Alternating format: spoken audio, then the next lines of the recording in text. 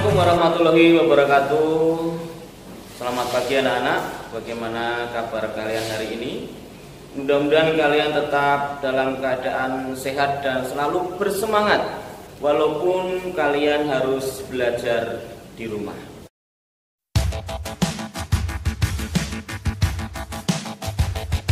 Assalamualaikum warahmatullahi wabarakatuh. Bagaimana kabar anak-anak? Semoga semua sehat. Anak-anak yang sangat luar biasa, hari ini kita akan membahas satu materi yang ada di bab 4 dalam semester 2 ini.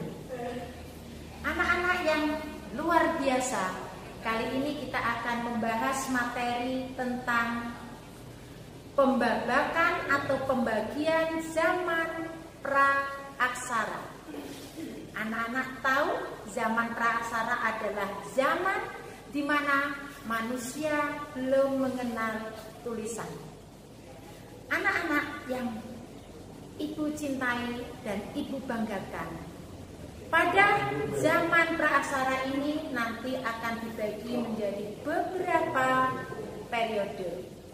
Yang pertama adalah dari segi atau dari sudut geologis. Silakan anak-anak bisa lihat di slide yang Bu Yanti tampilkan.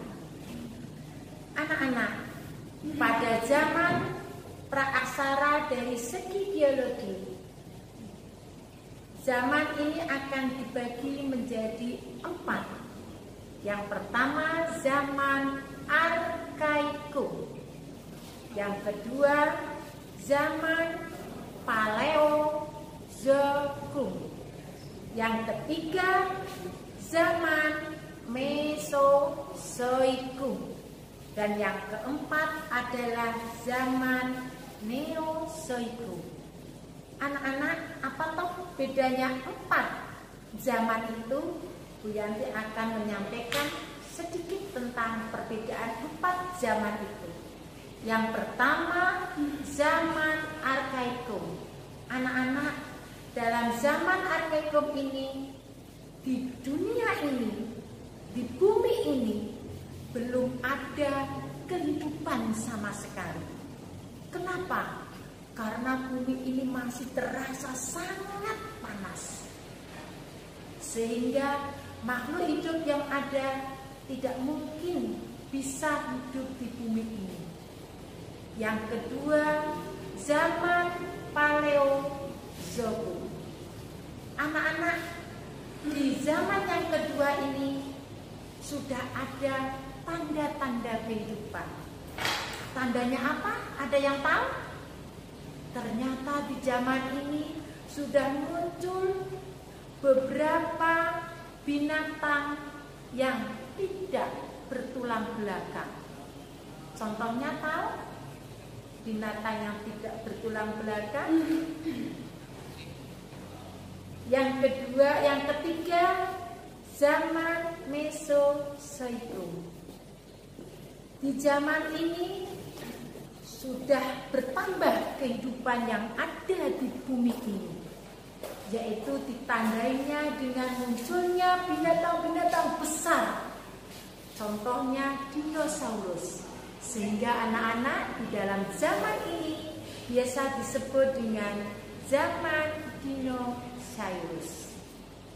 Dan yang keempat, anak-anak, inilah di mana kehidupan manusia mulai terlihat, yaitu di zaman neozoikum.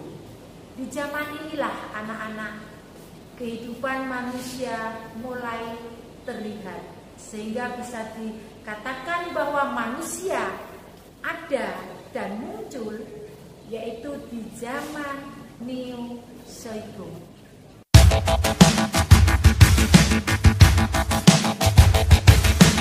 Baiklah, kita langsung masuk ke periode yang kedua atau materi yang kedua, yaitu tentang pembagian zaman praksara.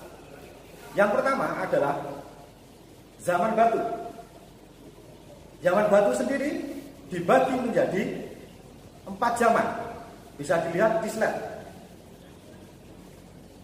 Kemudian juga zaman logam, di mana zaman logam itu dibagi menjadi 3 zaman. Bisa dilihat di slide juga. Adapun penjelasan masing-masing zaman, yaitu yang pertama, zaman batu tua atau Paleolitikum adalah zaman batu tua, suatu masa di mana hasil buatan alat-alat di mana batunya itu masih kasar dan belum diasap. Itu zaman batu tua. Selanjutnya, zaman batu madya. Zaman batu madya atau yang kita kenal dengan Mesolitikum adalah masa peralihan di mana cara pembuatan alat-alat kehidupannya lebih baik, jadi lebih halus alat-alat yang digunakan. Contohnya kapak Sumatera. Selanjutnya, yang ketiga yaitu zaman batu muda atau yang kita kenal dengan Neolitikum, yaitu adalah suatu masa di mana alat-alat kehidupan manusia dibuat dari batu yang sudah dihaluskan dan bentuknya lebih sempurna. Misalnya kapak persegi, contohnya bisa dilihat di slide. Selanjutnya anak-anak, kita masuk ke zaman batu besar atau yang kita kenal dengan zaman Megalitikum. Adapun produk-produk dari zaman Megalitikum diantaranya ada menhir.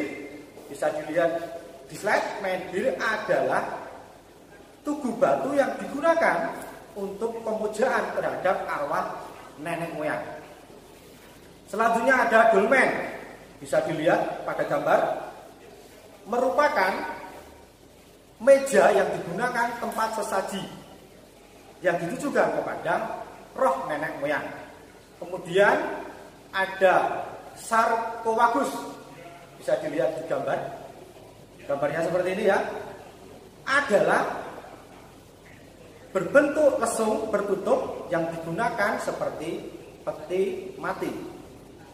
Selanjutnya produk dari zaman Megalitikum adalah undian berundak.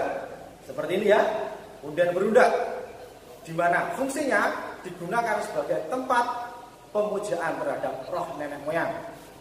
Kemudian ada yang terakhir kubur batu ya. Jadi ini hampir sama dengan sarkofagus tapi bentuknya lebih berbeda. Bisa dilihat di slide. Digunakan sebagai tempat untuk menguburkan mayat. Itu tadi mengenai zaman batu.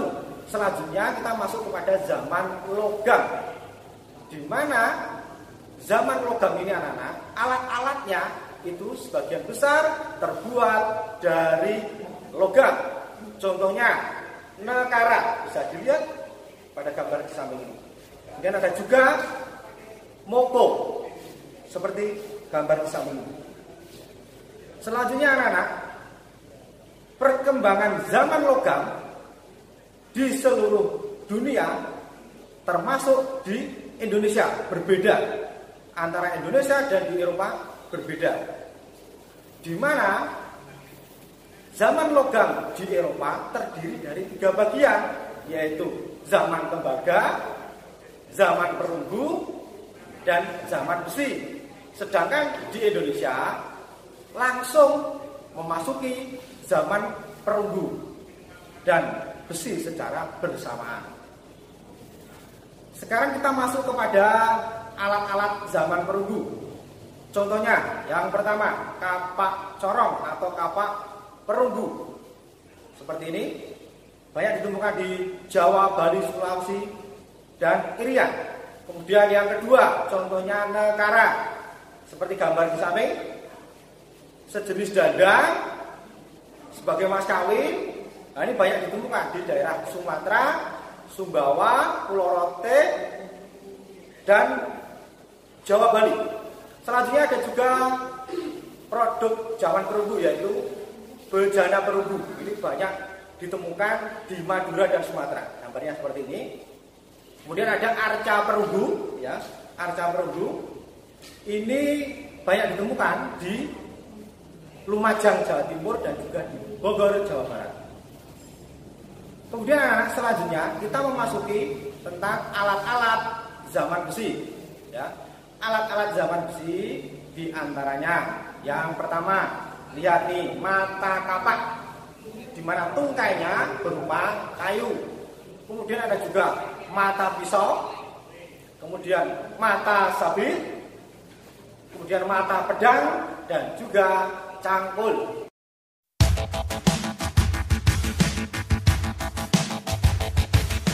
Kita lanjutkan untuk pembahasan selanjutnya, pembagian masa prasejarah berdasarkan pembabakan ciri kehidupan masyarakat. Yang pertama adalah masa berburu dan mengumpulkan makanan tingkat sederhana. Seperti yang telah terlihat dalam slide bahwa kehidupan pada masa ini masyarakat masih bergantung pada alam 100%. Mereka hidup mengembara, berpindah dari satu tempat ke tempat lain. Adapun daerah yang dipilih adalah mengandung persediaan makanan dan air yang cukup untuk kehidupan mereka. Masa yang kedua adalah masa berburu dan mengumpulkan makanan tingkat lanjut. Pada masa ini, corak kehidupan masyarakat masih berpengaruh pada corak kehidupan yang sebelumnya. Pada zaman ini, hidup berburu dan mengumpulkan makanan yang terdapat di sekitar terbukti dari adanya bentuk alat yang terbuat dari batu, tulang, dan kulit kerang. Selanjutnya, babak yang ketiga adalah masa bercocok tanam. Pada masa ini, sistem bercocok tanam atau yang dikenal dengan sistem persawahan dapat menggunakan lahan yang terbatas dan kesuburan tanahnya dapat dijaga melalui pengolahan tanah, irigasi, dan pemupukan. Hal ini mengakibatkan masyarakat tidak lagi berpindah tempat, sudah mulai menetap dan selalu berusaha untuk memproduksi dan menghasilkan makanan sendiri atau yang dikenal dengan istilah food production. Yang terakhir adalah babak yang keempat, masa perundagian. Pada penggalan masa perundagian menunjukkan kekayaan dan keanekaragaman budaya, berbagai bentuk seni, peralatan hidup, dan upacara kebudayaan yang menunjukkan kehidupan pada masa itu sudah mulai meningkat atau memiliki selera yang tinggi. Pada zaman ini, pada masa perundagian, hidup masyarakat sudah mulai teratur dan makmur.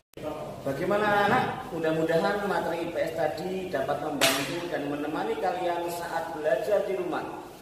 Baik anak-anak, ikuti selalu himbauan pemerintah untuk tetap di rumah. Rajin cuci tangan pakai sabun, jaga jarak, hindari kerumunan, dan selalu pakai masker saat kalian keluar rumah. Anak-anak, ingat, jaga selalu kesehatan dan tetap semangat. Wassalamualaikum warahmatullahi wabarakatuh.